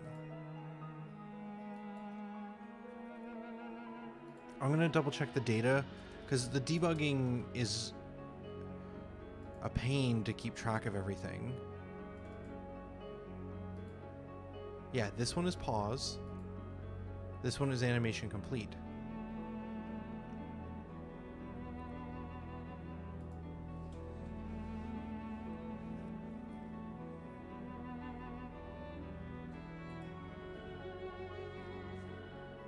This is one of those bugs that's going to drive me insane. Like, this should just work. It should, like, all of this functionality, all the sequence step stuff, like, it's all built in a very simple way. But I feel like we get into these weird edge cases that just end up eating up, like, hours of my time.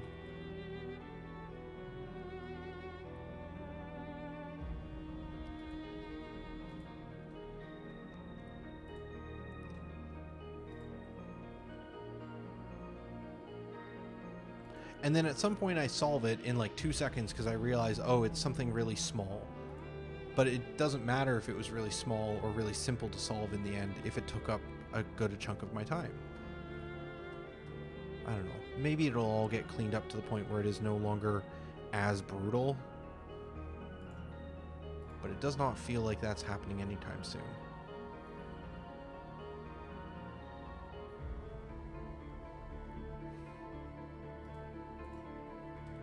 Okay.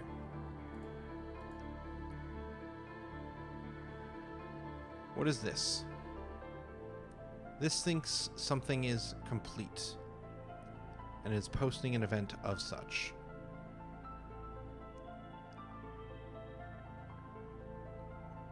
This is the stopwatch. Why is the stopwatch animating? You know what? Fair. Whatever. So the stopwatch is saying it's complete. That should be fine because it should never be heard by the actual... Each animation system has its own listener, and it shouldn't be cross-talking.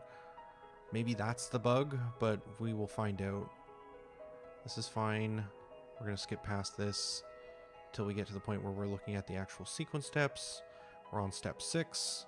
That's also fine. We're going to move past that. We're going to go into this one, which we don't care about as much.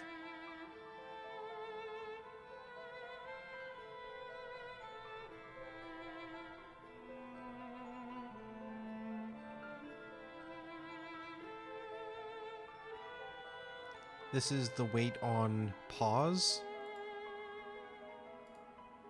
We should never see it get past this part until the pause is actually triggered. Animation is complete is true here, but this could be some other sequence step that is unrelated to what we're looking at, so it's hard to tell what's going on there.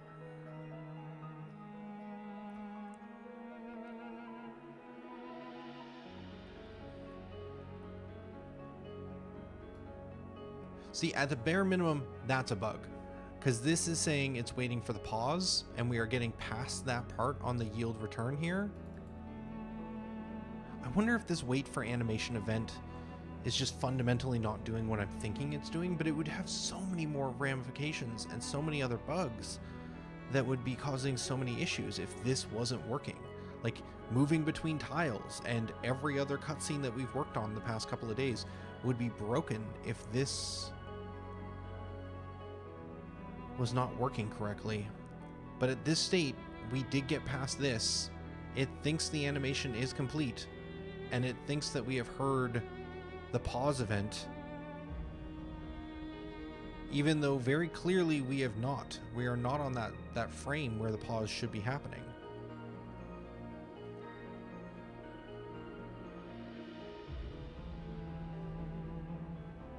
And this is for the Omni weapon.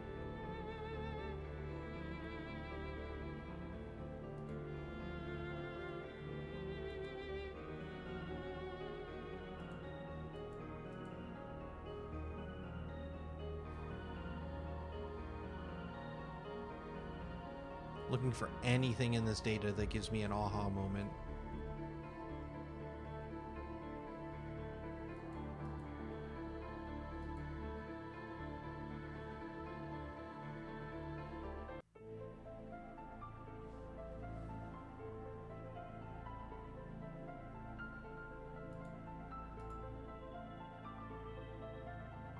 I just don't understand how it hit this, and I don't believe we saw it hitting anything there. Okay. I think the way to solve this is going to be figuring out what's happening with the pause, because the pause is the one that is much easier to catch and see as a problem. The other thing we can try is we can go into the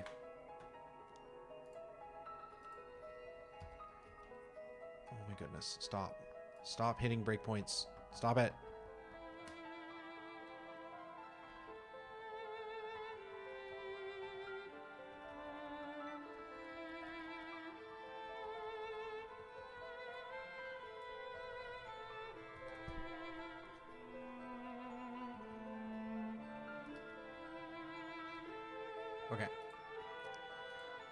Okay, let's take a look at the animation parameter sequence step. We're going to add a new bool in here, which is don't run wait at all, which will be false by default.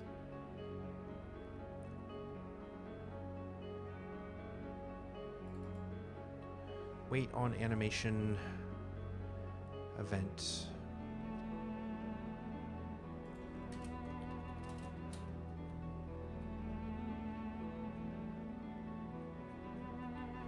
Cool. So we've added an extra parameter which says don't even try and run it. We don't care. And if this fixes it, I think it's something to do with two different wait on animation complete events running simultaneously. If it doesn't fix it, I think there's something fundamentally wrong with my data somewhere with this particular animation, and it's going to be a pain to try and figure out what. I need to find that cutscene. which is here.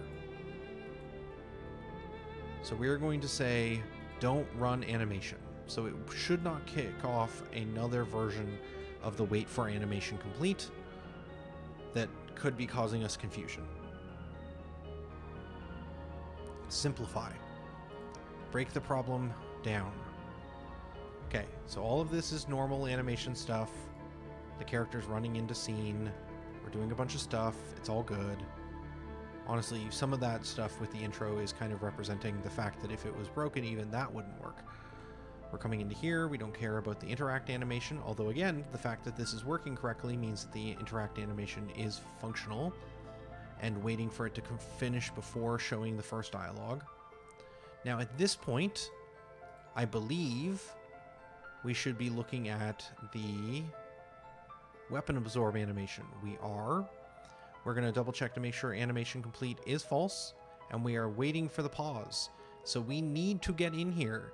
If we do not get into this function and somehow animation ends up being complete and we get to the remove observer, I'm going to lose my mind.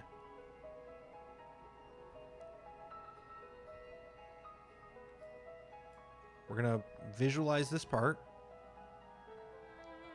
We hit animation complete on the pause. We have caught it. Where is this coming from?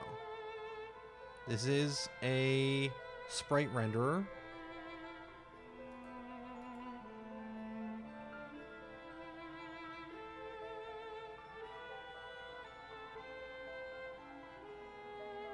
This is the Omni Weapon Absorb. So it believes it has hit the pause frame.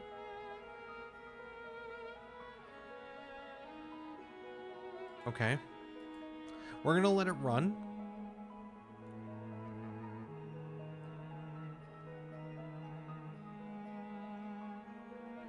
We are now hitting the animation complete event for the Omni Weapon.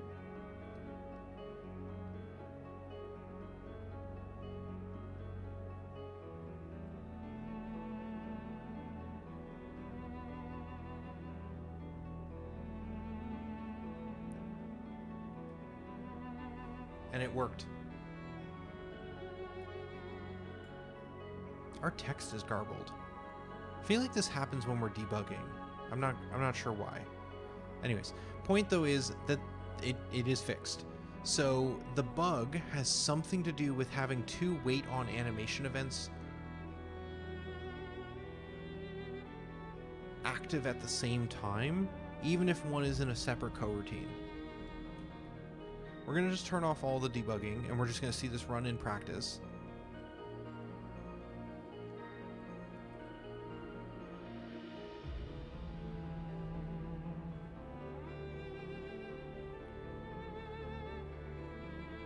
Am I mad? I feel like that didn't work that time. Is it variable? Because it definitely looked like it worked last time.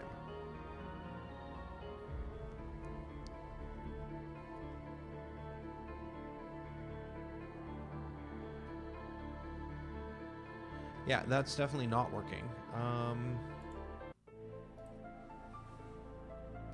So maybe we just happened to catch it on a good cycle? Because when we debugged that, it definitely looked like it worked correctly.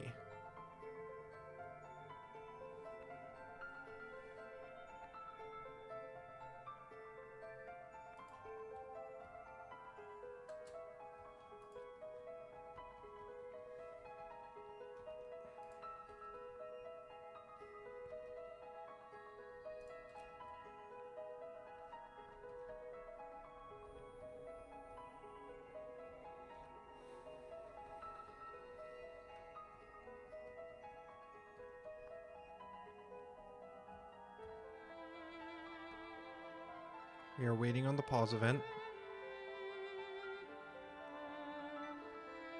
It says we're done with the pause event. We did not get to the pause event. It says we're done with the animation complete event. We did not get to the animation complete event. It is advancing the dialogue, and we never hit it.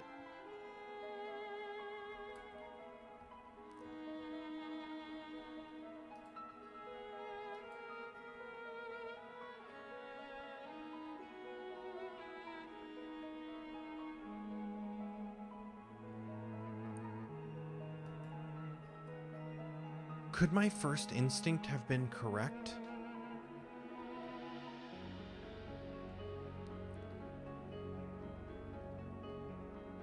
Half an hour later? Even though we're not seeing the data for is unlocked.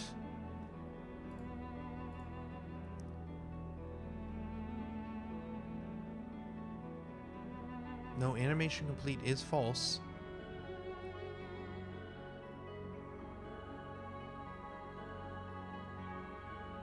Oh wait, this is for the interact is what we're hitting right now? That worked.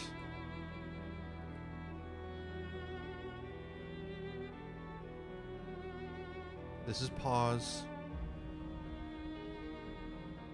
Show up.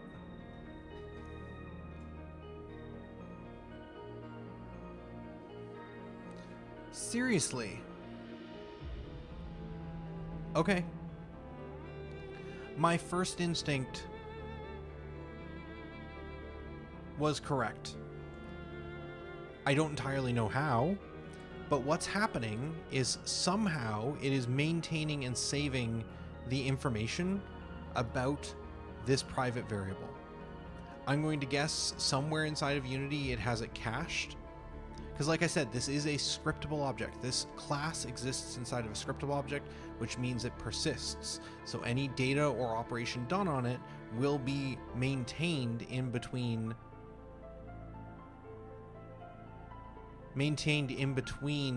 running of the game, even when I don't want it to. And so what I believe is happening is, even though we're getting into this state where we should be waiting for this animation event, because the animation complete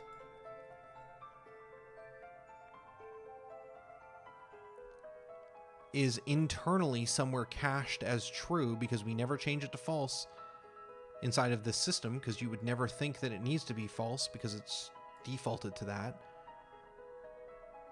It immediately gets in here, and even though it hasn't received the event, animation complete is true, so it just moves on. And you know what? I bet you the reason it worked a moment ago was because when we went into the object, we came into the list of sequence steps and we modified this value. And when we modified it, I bet you Unity did some sort of recaching or rebuild. And when it did that, it reset all the values to their defaults. Okay. My gut was correct, but I didn't trust it when I didn't see the value set inside of the asset file. Because when I look at the asset file, I don't see a parameter for the wait on animation event for the value of animation complete bool. But that is because it is a private variable, and even though we don't see it serialized out, it is still internally being cached somewhere. So if I do this interaction after having modified the sequence step, no, it's still broken. Well, that's fine. I still think some sort of cache happened. And I'm going to validate my assumptions by setting this to false before we set up our events. This happens a lot with, I have some sequence steps that construct other sequence steps, and I have like a base class that handles that. And if I ever forget to do sequence steps.clear, I get a lot of bugs. And this is the same problem. It's just cached data that exists inside of these scriptable objects in a way that I don't predict. And so I just need to be really conscious about clearing that data. But this only happens if we repeat the same cutscene over and over again in kind of a semi-debuggy state. Yeah, now it works fine. We shouldn't need animation parameter sequence step. We shouldn't need the don't run while waiting. This was mostly just a test thing. I'm going to clean this up, and this shouldn't have been impacting anything.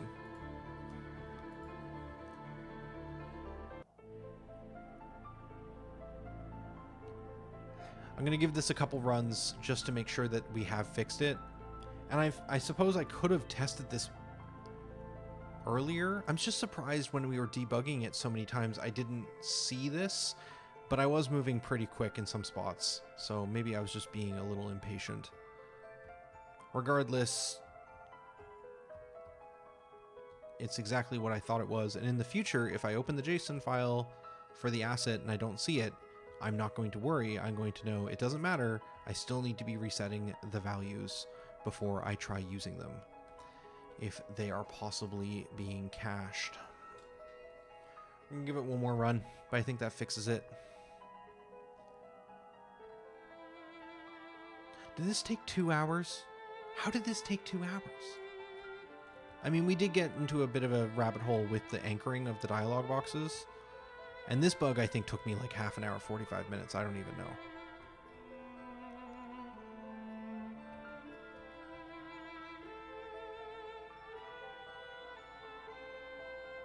Yeah, and we can move on. Cool. We're going to call it here. Tomorrow, we'll be back. Actually, yeah, we're going to be back tomorrow. We're going to do... I was thinking maybe I want to take a break, but I think I just need to, you know, take a break this evening. But we'll be back at 11 a.m. PST tomorrow. We'll do another 2 hours in the morning and then another 2 hours in the evening. Maybe I only do a one stream. Maybe we don't come back from the 3 to 5. I'll figure it out and feel it out. I'll see how I'm feeling. But I feel like we've been going, like, pretty pedal to the floor, full throttle on these cutscenes, and I feel like the cutscenes are burning me out, but we're so close. Literally, after we finish picking up this sword here and go into the next room, we'll actually get into some combat, and we'll have a little bit of a breather from all of the cutscenes. And hopefully the flow can start to be a little bit more about combat and less about some of these dialogue-heavy moments. And I'm hopeful that that part will be a bit of fresh air in terms of design and tuning.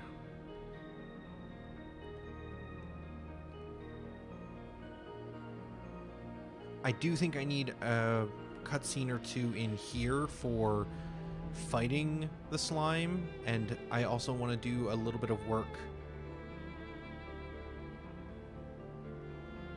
Oh, we need to do... There's more work to be done in that previous room. But I want to maybe make it so that the first slime that you ever fight here auto drops an item so that you can get some loot. Guaranteed. The issue here is we just picked up the sword, but we still have punch. I need to write some code to replace the old ability. Yeah, and I think I want a small cutscene here, though, just to finish the other thought I was having, which is once we finish defeating that enemy, I'd like to have it guaranteed drop an item, and maybe even have a cutscene of Hero picking it up and get some explanation of the item box system and how that's working narratively. Okay, cool. We're going to call it here. We'll be back tomorrow at 11 a.m. PST, so I don't even know what that is. That's not even that many hours from now. And we'll keep working through. We're going to get Chapter 1. We've got 3 more weeks. 3 more weeks. January 19th is my deadline. I would like to get Chapter 1 done so that we can put out a mini demo of some sort. For now, though, this is going to be Tolhi signing out. Later, folks.